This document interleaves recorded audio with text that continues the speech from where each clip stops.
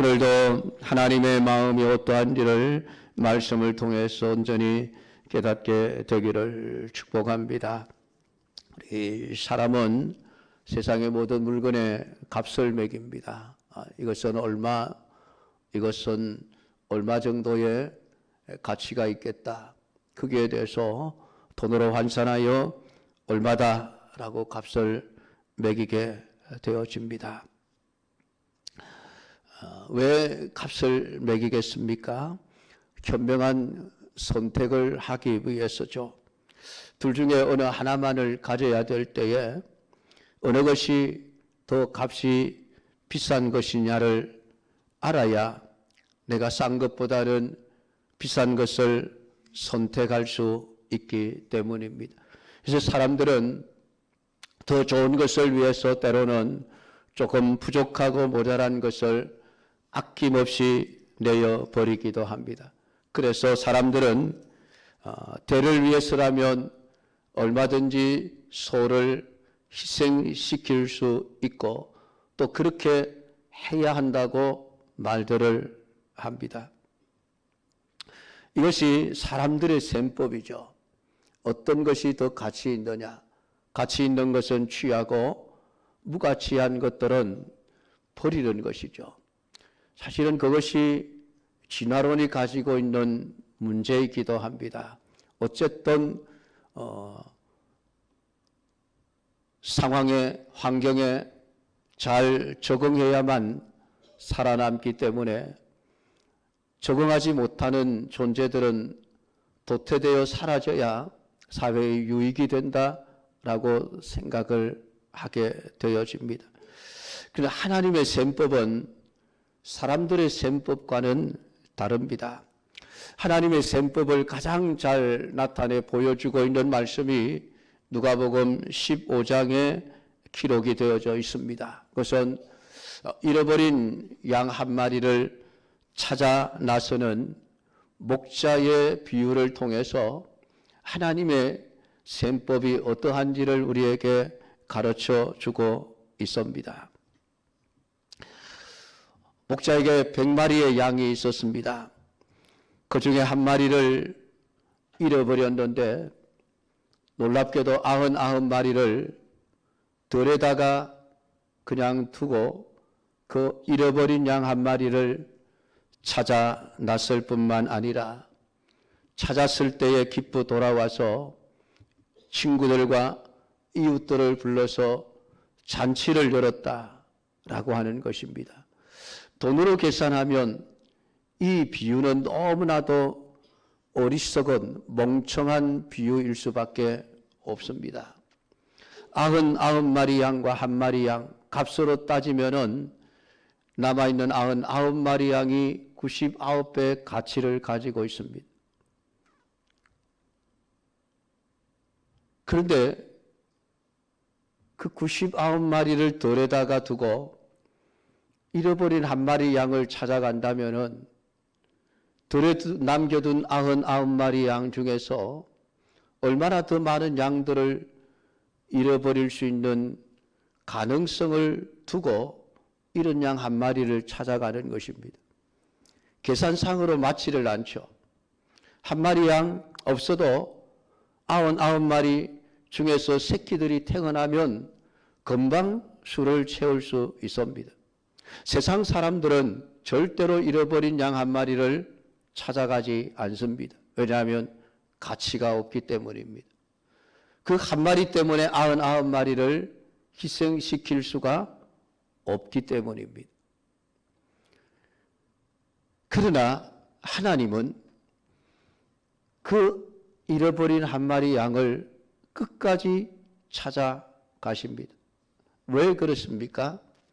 내 양이라는 것 때문입니다.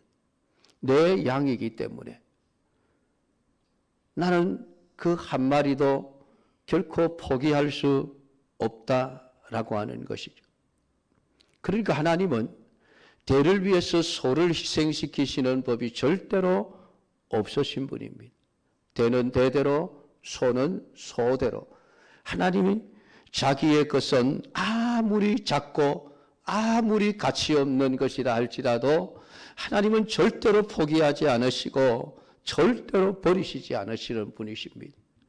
여러분, 그래서 우리가 하나님의 자녀가 되어 살아가는 것 아니겠습니까?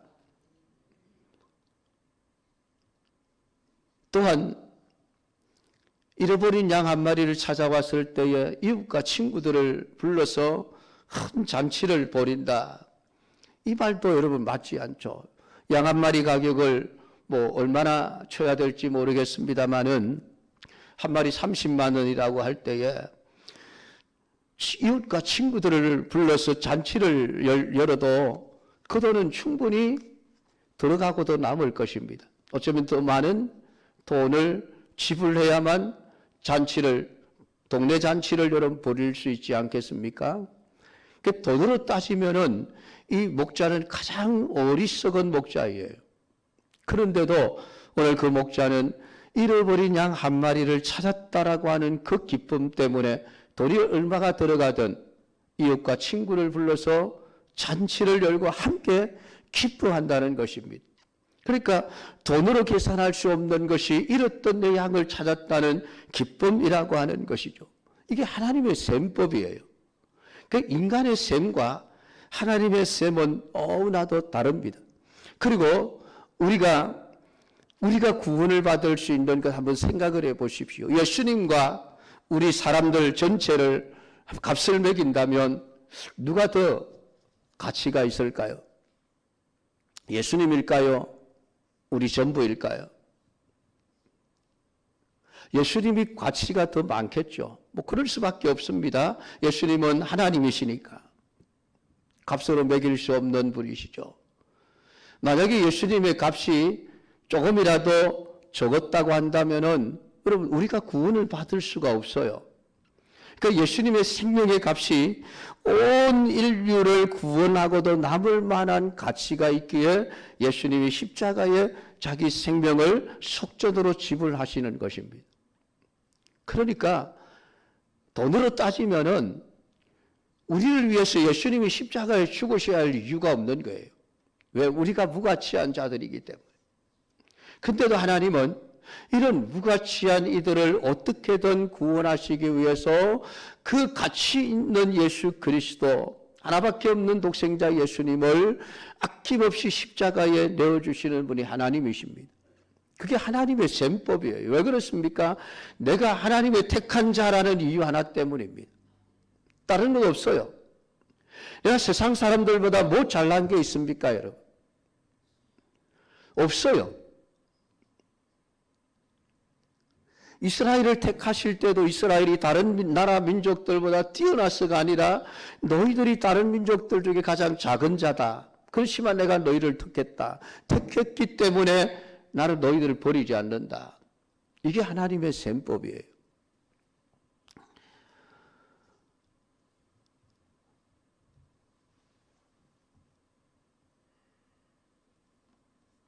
오늘 우리가 읽은 본문 속에서도 우리는 인간의 셈법을 가진 사람과 하나님의 셈법을 가진 사람의 모습을 발견하게 되어집니다. 하나님의 심정을 철저히 묵살한 채 세상의 셈법, 사람의 셈법을 가지고 살아가는 인간의 한 모습을 볼 수 있습니다. 그가 바로 다윗의 형 시므아의 아들 요나답입니다. 이 요나답은 간교한 인간이라 그랬습니다. 3절을 보면은 요나답이 참 간교한 사람이라 이렇게 표현을 해놓고 있는데, 이 요나답은 암논이 다말을 마음에 두고 있을 때에 다말을 차지할 수 있는 악한 계략을 일러 주었던 사람입니다. 결국 그 말대로 암논은 시행하여 다말과 강제로 동침하고 난 이후에 자신의 욕망을 채운 후 그냥 미워서 다말을 쫓아내버리는 더 큰 악을 행했습니다.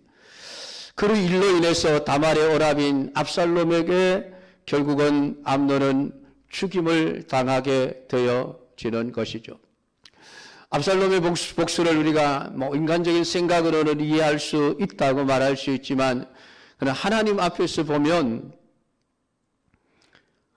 그 복수라고 하는 것은 인간의 자존심이 사라지지 않은, 무너지지 않은 결과일 뿐이라고 하는 것을 말씀을 드렸습니다. 사실 복수는 인간에게는 해당이 되지 않습니다.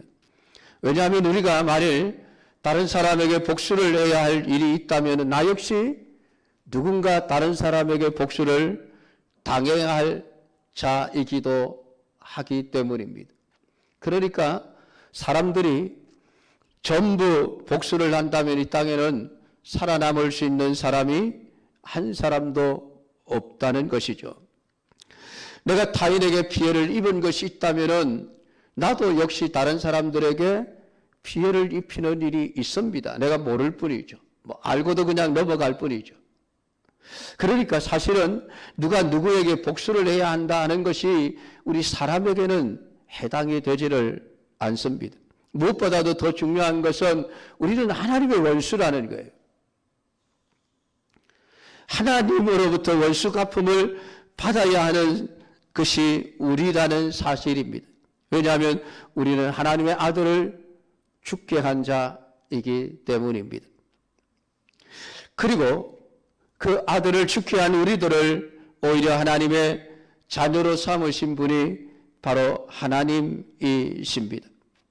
그러니까 우리가 이 하나님의 은혜로 살아가고 있기 때문에 사실 신자에게는 복수라는 단어는 어울리지 않는 것입니다.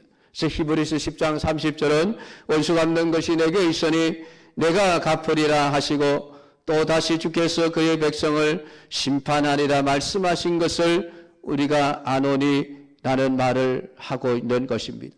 그러니까 신자에게 중요한 것은 하나님의 마음을 아는 거예요.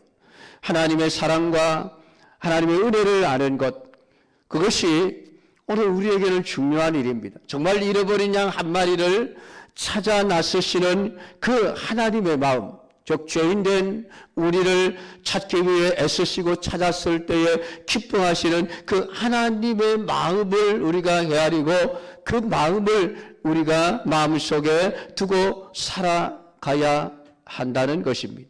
그래야만 우리가 사람을 잘못 평가하는 오류를 범하지 않을 수 있습니다. 요나답은 암몬에게 인간의 욕망을 채울 수 있다면 어떤 짓을 해도 괜찮다라는 생각을 심어주어서 암논으로 하여금 자기 이복 누이 동생을 겁탈하게 만들었습니다. 그리고 그 일로 인해서 지금 다윗의 집안에는 형제들이 칼부림을 하여 죽이는 이러한 끔찍한 비극이 지금 발생한 것입니다. 그런데 지금 요나답은 다윗 앞에서 다시 한번 간교한 사고방식으로 다윗을 위로하고자 하는 모습을 보여주고 있습니다. 요나답이 30절에 보면 길에 있을 때에 압살롬이 왕의 모든 아들들을 죽이고 하나도 남기지 아니하였다는 소문이 다윗에게 이르매 라고 기록을 해놓고 있습니다. 소문은 항상 부풀려지고 와전되어 전해지기 마련이죠.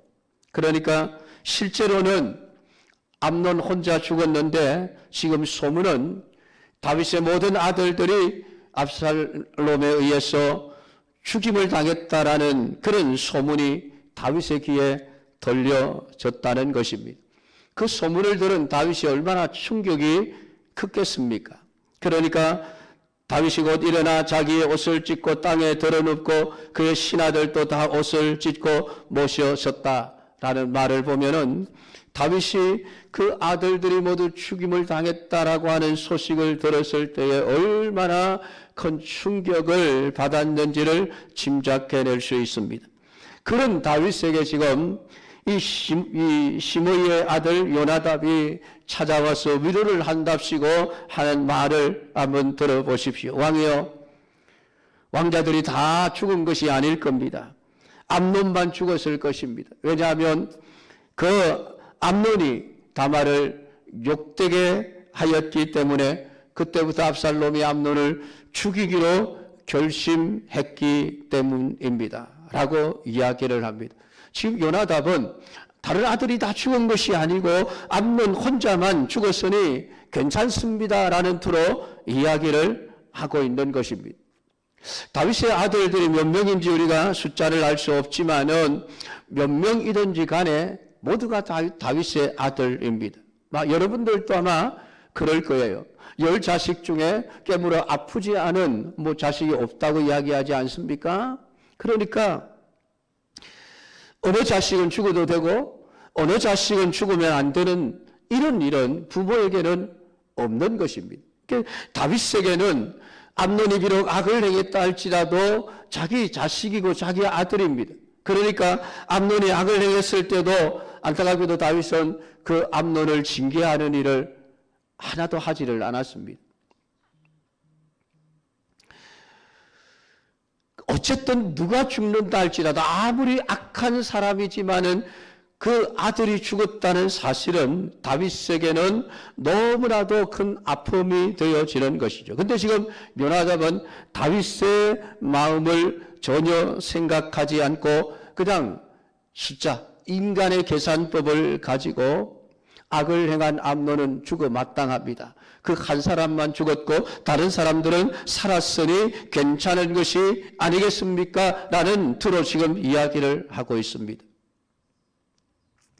물론 전부 다 죽었다고 소문을 들었는데 그 중에 한 명만 죽었다라고 할 때에 참 다행스럽다라는 말을 우리 할 수도 있을 겁니다.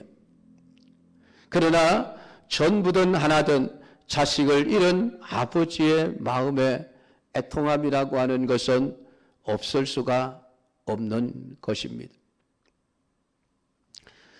하나에 대한 아버지의 사랑, 아버지의 심정은 아무런 관심도 두지 않고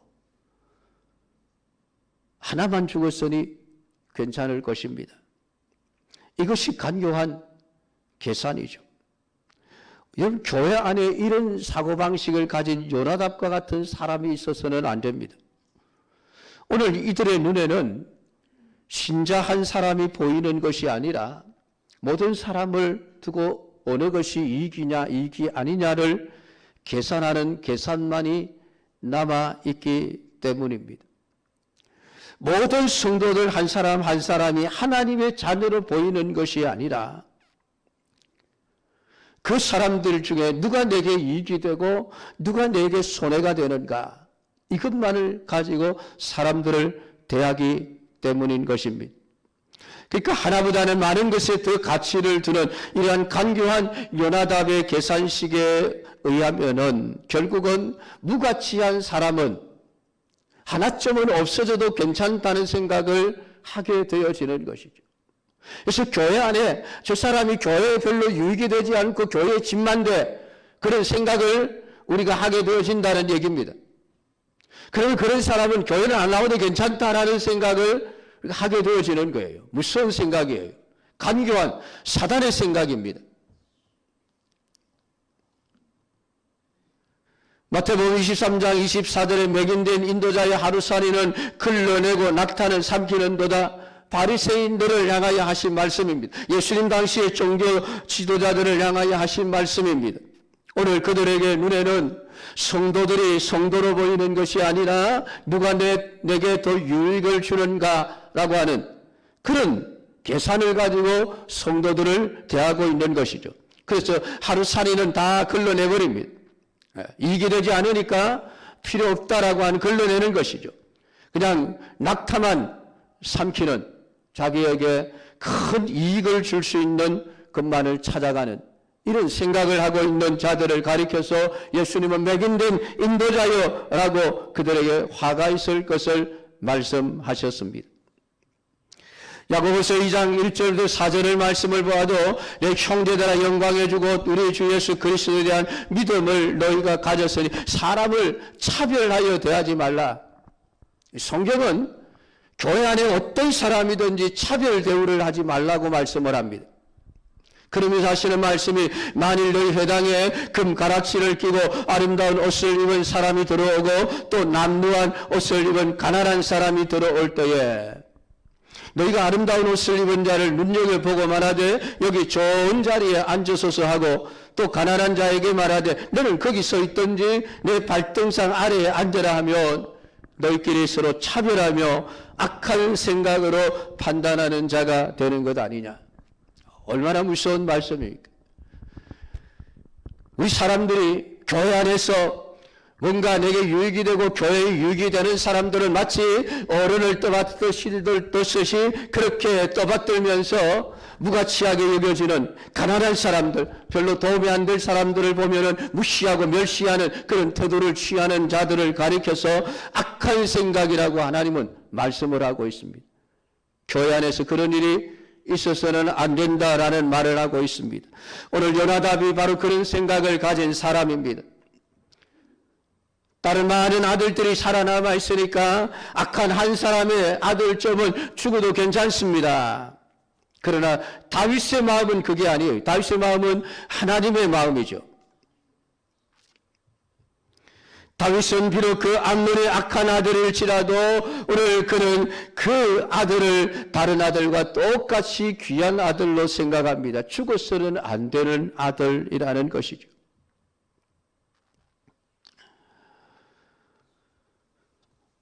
역시 마찬가지로 이 사건 이후에 압살롬은 도망을 갑니다. 거슬왕 암미울의 아들 달메에게로 도망을 갔습니다. 그의 어머니가 바로 이 거슬 사람 여인이었기 때문입니다. 이게 자기 외갓집으로 피신을 간 것이죠. 그 압살롬이 사라졌음으로 인하여 3년이라는 세월이 지났습니다. 그 3년 세월 동안 다윗의 마음은 날마다 슬픔으로 보내었다고 성경은 기록을 합니다. 비록 압살롬이 자기 형 암논을 쳐 죽이는 악을 행한 아들이었지만은 그럼에도 불구하고 다윗의 마음에 여전히 압살롬은 그의 아들이었던 것입니다. 이게 하나님의 마음이에요. 우리가 아무리 악한 죄를 지었어도 하나님이 우리를 택하셨기에 하나님은 우리를 끝까지 버리지 아니하시고 오늘 우리를 사랑하시며 우리를 구원하시는 분이십니다. 그것이 이런 양 한 마리를 찾아 나서는 그 목자의 마음이고 하나님의 마음이라는 거예요. 오늘 교회는 우리 모든 성도들이 이런 마음을 가지고 사람을 대해야 하는 것입니다. 요나답과 같은 생각을 가진 사람들을 성경은 악한 자, 사단의 생각과 같은 간교한 생각을 가지고 있는 사람들이라고 말씀을 하고 있습니다. 사랑하는 성도 여러분, 오늘 이 말씀을 여러분들이 깊이 묵상하면서 요나답과 다윗을 통해서 정말 하나님의 마음이 어떤 마음이고 우리 신자들이 교회 안에서 신자들을 대할 때에 어떤 생각을 가지고 대해야 될 것인가. 여러분, 아무리 여러분보다 못한 사람일지라도 멸시하지 마십시오. 하나님이 싫어하시는 악입니다. 무시하지 마십시오. 하나님이 가장 싫어하는 악입니다. 사단의 생각입니다. 오늘 모든 성도들 한 사람 한 사람을 동일한 하나님의 자녀로 귀하게 여기며 대할 수 있는 하나님의 마음을 가지고 살아가는 성도들이 되기를 주님의 이름으로 축복합니다. 기도하겠습니다. 하나님 아버지 은혜를 감사드립니다. 오늘 이 시간도 우리에게 주신 바를 따라서 말씀을 묵상하며 하나님의 마음을 헤아려 봅니다. 간교한 악한 생각을 가진 요나답, 사단의 생각을 가지고 한 아들점은 악한 아들점은 죄를 지은 아들점은 죽어도 괜찮다라고 그렇게 생각했지만은 다윗은 비록 그 아들이 죄인일지라도 죽어서는 안 된다는 아픔과 비록 악을 행한 압살롬일지라도 그 아들을 위하여 날마다 슬퍼하는 마음을 통해서 모든 아들을 사랑하는 다윗의 마음을 우리가 보았습니다. 그 마음이 하나님의 마음이라고 우리에게 가르쳐 주신 아버지 하나님, 우리 모두가 다 이런 양 한 마리를 찾아 나서는 목자의 마음, 그 하나님의 마음을 가지고 우리가 신앙생활을 하며 교회 생활을 하며 오늘 우리가 세상 사람들과 모든 성도들을 대할 수 있는 믿음의 사람들이 되게 하옵소서. 예수님의 이름으로 기도드리옵나이다. 아멘.